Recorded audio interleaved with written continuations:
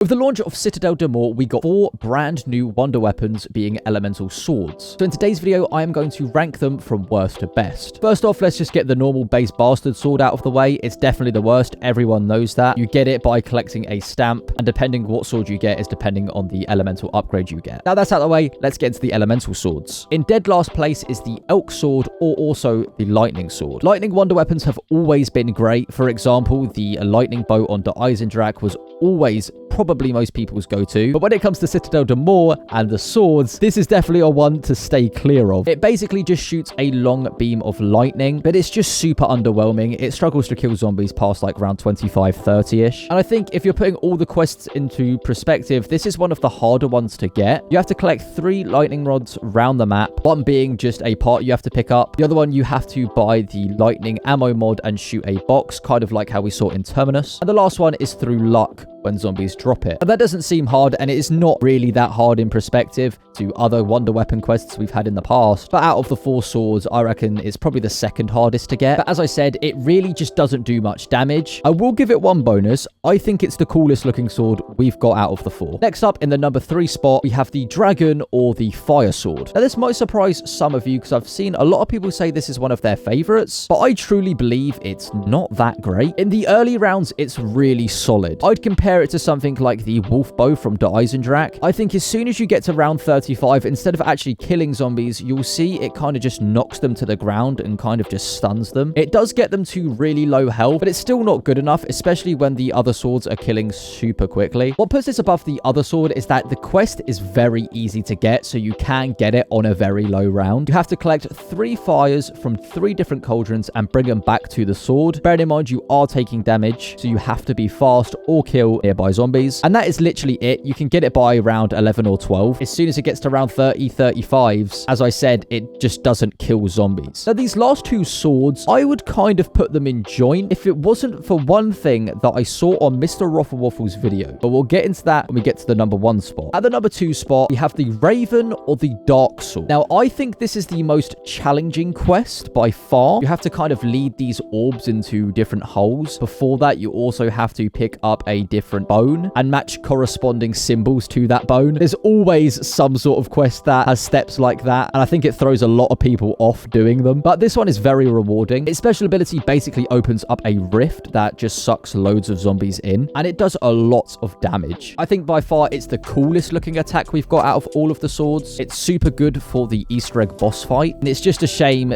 the quest for it is quite annoying to do. Now, at the number 1 spot. Now, as I said, if it wasn't for Mr. Waffle's video, I would not have put it here. And that goes to the lion or the light sword. The quest is very easy. You have to kill 4 different parasites that are glowing yellow and hit a door, and then you have to match a few symbols. That's all you've got to do. You could do it in under a round, and it basically works like the bo4 shukrums, where it kind of gives you a force field that kills all the zombies. It just lasts a lot less, but that is not the main thing, because I think that can get you killed every now and then. But once you use it, it replens your shield and your health to full with no extra charge. And that is super OP.